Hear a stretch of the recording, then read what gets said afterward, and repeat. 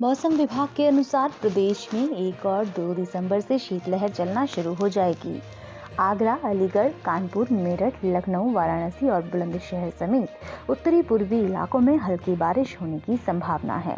इसके साथ ही मौसम विभाग ने दिसंबर के पहले सप्ताह में बारिश की संभावना जताई है। रविवार को यूपी के अलीगढ़ का तापमान मैक्सिमम 25.4 और मिनिमम 13.4 डिग्री सेल्सियस रहेगा। कहीं आपको ये तो नहीं लगने लगा था ना कि हम मौसम की जानकारी हासिल कर रहे हैं? यकीनन। सोचिए, ये अनुमान और ये जानकारी हम तक कैसे पहुंचती है? कैसे हम पहले ही मौसम का हालचाल जान पा रहे हैं? बूंदे की पॉडकास्ट सर्विस सुन रहे हैं आप। पहचान की श्रृंखला को आगे बढ़ाते हुए मैं हूं आपके साथ, आपकी दोस्त गीतांजलि। बोले तो गीत बोल सकते हैं आप मुझे। और मैं बात कर रही हूँ मौसम विभाग की। क्या आपको पता है कि आज हमारा मौसम विभाग मौसम के बारे में जो सटीक पूर्वानुमान लगा पाता है, उसके पीछे किसका योगदान है? मैं आपको बताती हूँ। इसके पीछे एक महिला का बहुत बड़ा हाथ है। जी हाँ, उनका नाम है अन्ना मनी। नाम सुनकर शायद उनका चेहरा कुछ के सामने उभर आया होगा, और जो नहीं जानते उन्हें मैं बताती हूँ। आज से लगभग 100 बरस पहले जन्मी अन्ना मनी जी भारत की शुरुआती महिला वैज्ञानिकों में से एक थी। अन्ना मनी जी का जन्म 23 अगस्त 1918 को त्रावणकोर में हुआ था। उनके पिता एक सिविल इंजीनियर थे, साथ ही इलायची के कई बागानों के मालिक भी थे। मनी को बचपन से ही पढ़ने का बहुत शौक था। जब मनी की हम उम्र लड़कियां गहने पहनने और सजने संवरने के सपने देखती थी, मनी उस समय एनसाइक्लोपीडिया ब्रिटेनिका के सपने देखती थी। उससे 1 साल पहले गांधी जी मनी के शहर आए थे, तो अन्ना मनी जी उनसे इतनी प्रभावित हुई कि उन्होंने उस दिन से खादी पहनने की कसम ही खा ली। चलिए, मैं आपको एक कहानी सुनाती हूँ। कहानी मतलब उन्हीं के जीवन का एक छोटा सा वृतांत।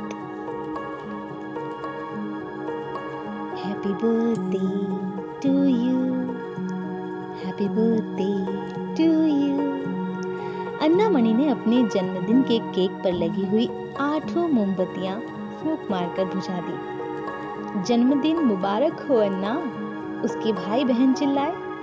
अन्ना का परिवार बहुत बड़ा था और पहाड़ी पर बना उनका घर भी। पर अपने जन्मदिन पर उनकी एक छोटी सी इच्छा थी। क्या इच्छा थी? मैं बताती हूँ ना। अन्ना मनी ने अपना जन्मदिन का उपहार फाड़कर खोला और धीरे से अंदर झांका। अंदर कुछ चमक रहा था। चमक क्या रहा था? हीरे के बूंदे। जी हाँ, उनको हीरे के बूंदे नहीं चाहिए थे। वो काफी महंगे तो थे, पर उनके लिए बिल्कुल बेकार थे। क्या आप जानते हैं कि अन्ना वाकई में चाहती क्या थी? किताबें, और ढेर सारी किताबें। हमारे घर में किताबें हैं तो सही, उनका भाई बोला। पर अन्ना तो पहले ही उनको पढ़ चुकी थी। पुस्तकालय में और भी किताबें हैं, उनके पिता ने इशारा किया। पर अन्ना ने उन सबको भी पढ़ डाला था। वह नाराज होकर अपने कमरे में चली गई। कुछ देर बाद अन्ना मनी के दरवाजे पर एक दस्तक हुई, पर बाहर तो कोई भी नहीं था। पर कुछ तो था। वहीं दरवाजे के पास रखा था एक बहुत बड़ा डब्बा। अच्छा होगा अगर इसमें और गहने ना हो, उसने जोर से कहा। डब्बे में गहने नहीं थे, उसमें था एकदम नया विश्वकोश संग्रह। इतनी सारी किताबें! आहा! अन्ना भागती हुई बाहर गई और सभी घर वालों को गले लगा लिया। कुछ सालों बाद बहुत सारी किताबें पढ़ने के पश्चात अन्ना को एक प्रसिद्ध वैज्ञानिक की प्रयोगशाला में नौकरी मिल गई। मुझे यहाँ क्या करना होगा? अन्ना ने पूछा। वैज्ञानिक ने एक डब्बे की तरफ इशारा किया। क्या आप बता सकते हैं कि उस डब्बे में क्या मिला? हीरे। ओहो, अन्ना ने कहा। पर इस बार हीरों को पहनना नहीं था, वो परीक्षण के लिए थे। वैज्ञानिक चाहता था कि अन्ना मणि उस चीज को खोज निकाले जो हीरों को उनकी चमक देती है। तो अन्ना ने हीरो के बारे में ज्यादा जानकारी प्राप्त करने के लिए उससे संबंधित किताबें पढ़ना शुरू कर दिया। जी हाँ, किताबें और ढेर सारी किताबें। वैज्ञानिक होना उनके लिए सर्वोत्तम कार्य था। वो कुछ भी पढ़ सकती थी, जो भी उनकी इच्छा हो। अन्ना ने उन सभी चीजों के बारे में पढ़ा जो चमकती हैं, और हीरो से ज्यादा क्या चमकता है? सूरज। तो अन्ना ने सूरज से संबंधित किताबें पढ़ी।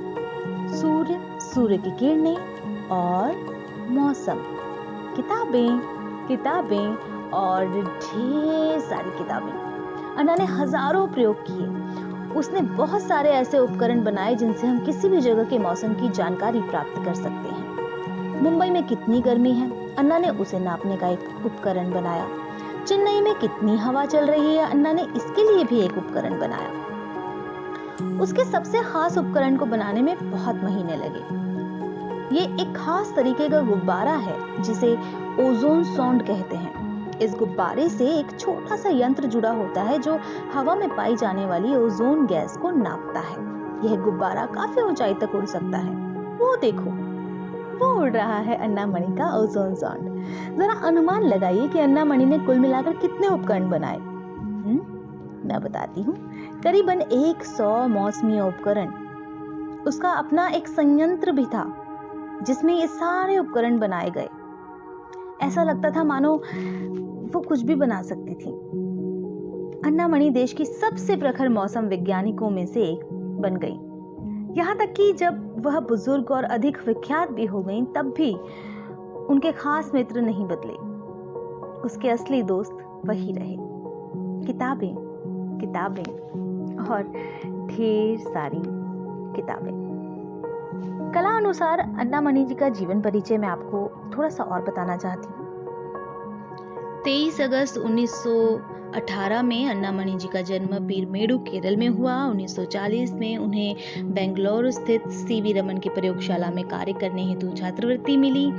1945 में वे मौसम विज्ञान की पढ़ाई करने इंग्लैंड चली गईं और 1948 में वो वापस भारतीय मौसम विभाग पुणे से जुड़ गई और 1962 में वे ओजोन सॉन्ड परियोजना पर अपना कार्य आरंभ करती हैं और 1976 में वो भारतीय मौसम विभाग में उप महानिदेशक के पद में सेवानिवृत्त हुई। 1980 के दशक में अन्ना ने उपकरण बनाने की अपनी स्वयं की कंपनी शुरू की और 16 अगस्त 2001 में केरल में अन्ना मणि जी का देहांत हो गया। चलिए, मैं आपसे एक सवाल पूछती हूँ। फर्ज कीजिए कि अगर आप एक वैज्ञानिक बन जाएं, तो आप किस विषय का अध्ययन करना चाहेंगे?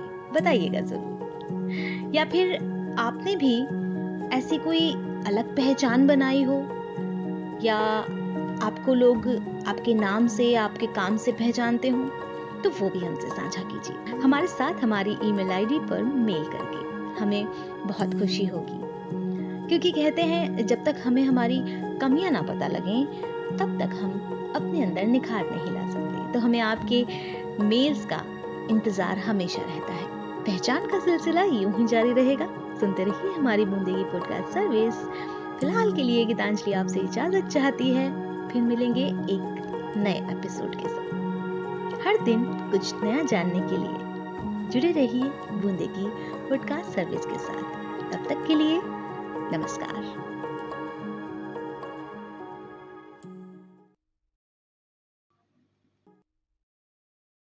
पता लगे तब तक हम अपने अंदर निखार नहीं ला सकते। तो हमें आपके मेल्स का इंतजार हमेशा रहता है। पहचान का सिलसिला यूं ही जारी रहेगा। सुनते रहिए हमारी बूंदेगी पॉडकास्ट सर्विस। फिलहाल के लिए गीतांजलि आपसे इजाजत चाहती है।